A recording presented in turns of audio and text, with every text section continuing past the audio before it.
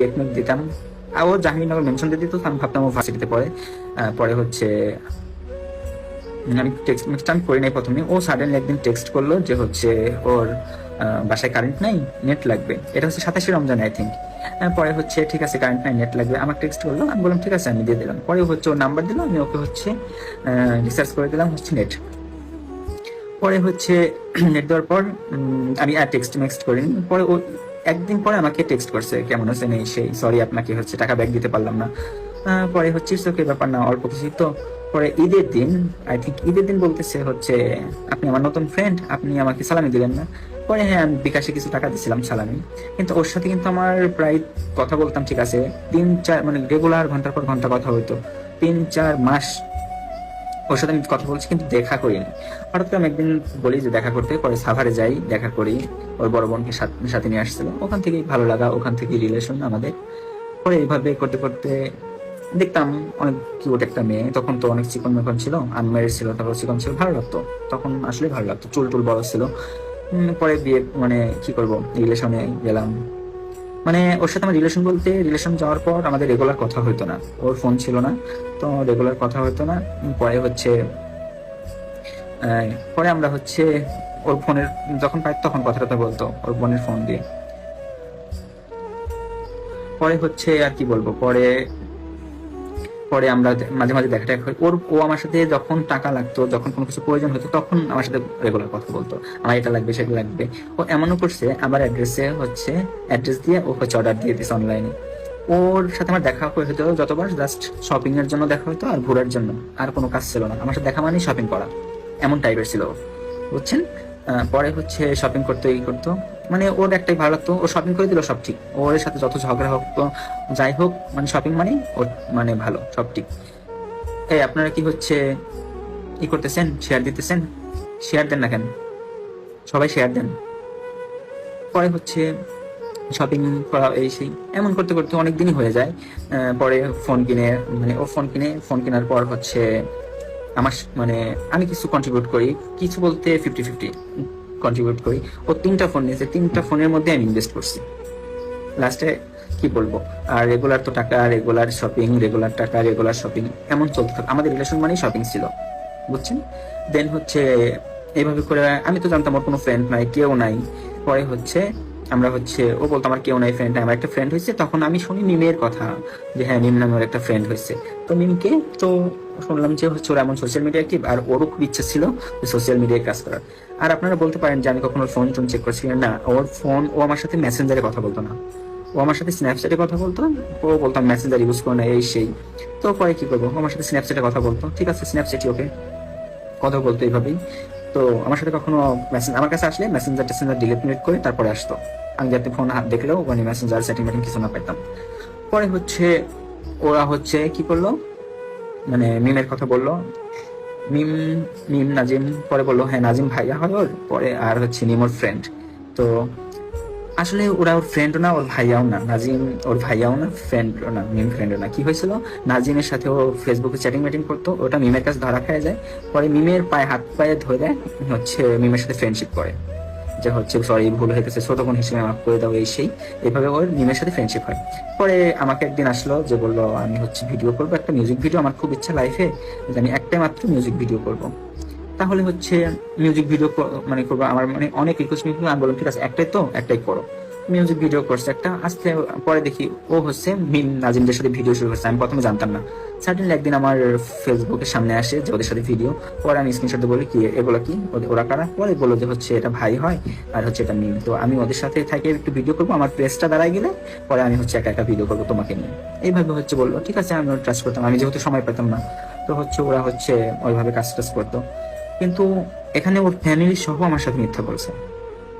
ও যে রেগুলার দিনের পর দিন, মানে এটা আমি সেপ্টেম্বর অক্টোবরের কথা বলতেছি, দিনের পর দিন হচ্ছে মিমের বাসায় যে করে থাকতো। এটা আমি জানতাম না। আমি যদি ওদের বাসায় থাকলে আমার সাথে খুব কম কথা বলতো, মাঝে মাঝে টেক্সট বলতো, কল দিলে কল হচ্ছে রিসিভ করতো না। আমি যদি ওর বড় বোনকে কল দিতাম তখন হচ্ছে ওর বড় বোন হচ্ছে বলতো হচ্ছে ও ঘুমাচ্ছে, ও অসুস্থ। ওরে কল দিলে ও ফোনটা মাঝে টাঝে ধরে বলতো আব্বু বাসায় কথা বলা যাবে না এসে, কিন্তু ও স্টিল মিমের বাসায় থাকতো তখন।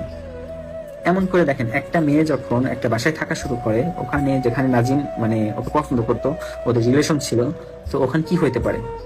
বুঝছেন। আর আরেকটা দুঃখজনক বিষয় হচ্ছে নাজিম আর মিমের সম্পর্ক খুব খারাপ ছিল, ওদের মারা মানে ঝামেলা চলতো অনেক সময়, বেশিরভাগই ঝামেলা চলতো।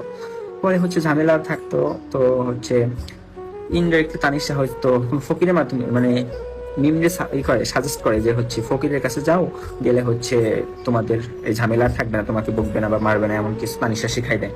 পরে হচ্ছে তানিশ হচ্ছে মিম হচ্ছে তানিশার মাধ্যমে নাকি ফকিরের কাছে যায়, যেটা আমার শোনা। পরে হচ্ছে ওখানে যাওয়ার পর হচ্ছে ওকে কিছু একটা দেয় খাওয়ানোর জন্য। অক্টোবরের 15 তারিখে হচ্ছে নাজিমকে খাওয়ায়, ওই ওই দিনই নাজিম আর মিম ঝগড়া করে মিমকে হচ্ছে বাপের বাড়ি দিয়ে আসে। স্টিল তখন আমার সাথে তানিশার কন্ট্যাক্ট হয়, কথা হয়। ওরা স্টিল তখন তানিশা নাজিমের বাসায়, ওই তখন থেকে ওদের বাসায়। এখন কি বলবো, ওদের পরে অক্টোবর নভেম্বরের 5 তারিখে মিম নাজিমের ডিভোর্স হয়ে যায়। মিম নাজিমের ডিভোর্স হওয়ার পর আমি তানিশার সাথে 5 তারিখে কিন্তু তানিশা আমার সাথে সারাদিন ছিল। ওদের ডিভোর্স হওয়ার পরে আমি হচ্ছে 5 তারিখ ঘোরার পর আমি রাতে কল দিয়ে, কল ধরে না, কন্ট্যাক্ট নেই, মানে 5 তারিখ রাত থেকে, নভেম্বরের 5 তারিখ রাত থেকে আমাদের কন্ট্যাক্ট অফ একদম।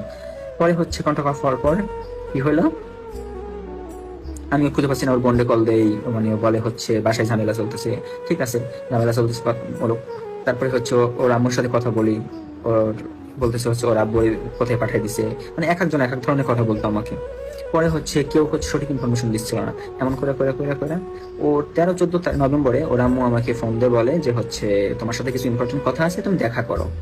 তো হচ্ছে আমি হচ্ছে 19 নভেম্বর হচ্ছে যাই প্রান্তিক গেট জাহাঙ্গীরনগর ইউনিভার্সিটির, ওখানে দেখা করবে তানিশা নাম আমার সাথে। পরে ওর সাথে দেখা করার পর ওরা মোর ফোন দিয়ে আর ফোন ধরে না, দেখা করে না, দেখা করে না, দেখা করে না। পরে হচ্ছে আমি ভাবলাম তাহলে হয়তো নাজিমদের সাথে যেহেতু কথা টথা বলতো, তাহলে হচ্ছে হয়তো নাজিম ওর অ্যাড্রেস জানতে পারে কয়ে আছে, তো আমি নাজিমের সাথে দেখা করি।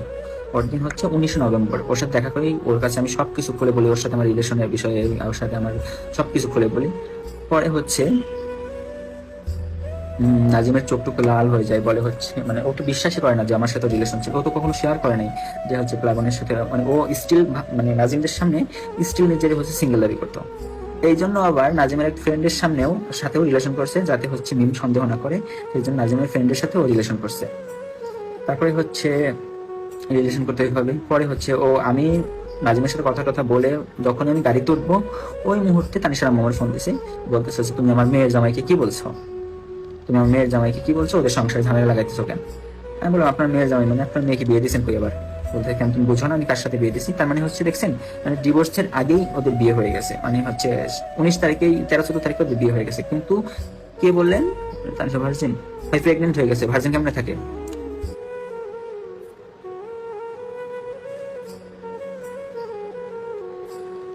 হ্যাঁ হ্যাঁ আপাতত মিম মুভ অন করতেছে, আলহামদুলিল্লাহ ও ভালোই আছে। এখন দোয়া করবেন সবাই, ও যেন ভালো থাকে। পরে কি হলো, পরে হচ্ছে আমরা মানে তানিশা মনে করে বললো, তখন তো আমার মাথা আর তাতা ঠিক নেই যে হচ্ছে নাজিমের সাথে বিয়ে হয়ে গেছে, এই সেই এটা বললো। তো একটা ভয়েস রেকর্ড ভাইরাল হয়েছিল তখন, তানিশা নামে, হয়তো আপনারা শুনছেন কিনা জানি না। এই তো পরে হচ্ছে দেখছেন, তাহলে বুঝেন মানে মিমের ডিভোর্স হওয়ার আগেই ও তানিশা ওদের বাসায় থাকতো, তাহলে কেমনে ও হচ্ছে থাকে। ওই ছেলের সাথে আগেই ওর খারাপ সম্পর্ক ছিল, যেটা মিমের কাছে ধরা খায় যায়, সেই জন্য ওদের প্ল্যানিং করা এবং ওরা বিয়ে করে, এটাই মূল সত্য। বুঝছেন? আর কিছু জানবেন আপনাদের ভাবি সম্পর্কে? বিয়ের না ভাই, বিয়ের আগেও না। এখন বলেন আপনারা কি আপনার কি শেয়ার দিতেছেন? মনে হয়তো না। হেই সুবহানা সুমো, তোমার জন্য ওয়েট করতেছিলাম।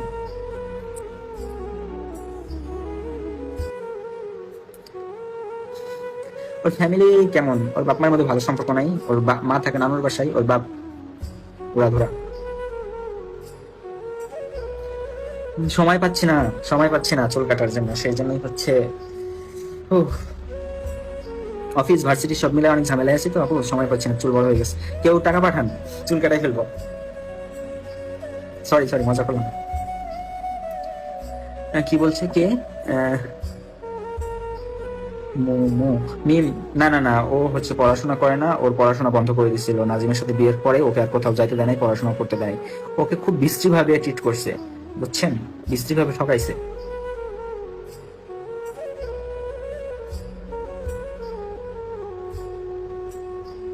আপনাদের আপা ফিল্টার আর হচ্ছে ইনজেকশন নিয়ে সুন্দর হয়েছে। অতটাও ফর্সা না, পরে ইনজেকশন স্যালাইন ট্যালাইন নিয়ে সুন্দর হয়েছে। কি একটা ইনজেকশন, গ্লুটাথায়োমিন নাকি একটা ইনজেকশন বেরোয়েছে না, এগুলা ইউজ করে সুন্দর হয়েছে। ঠিক আছে, খোঁজ নিয়ে দেখেন।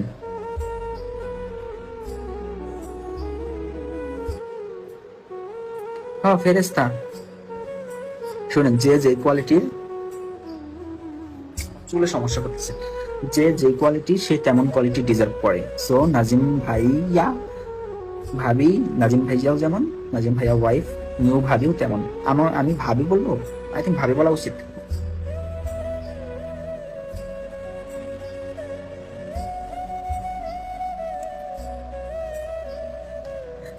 শাড়ি তার চৈতি, ওর ফ্যামিলি কিভাবে এগুলো সাপোর্ট করে? টাকা থাকলে সব সাপোর্ট করে।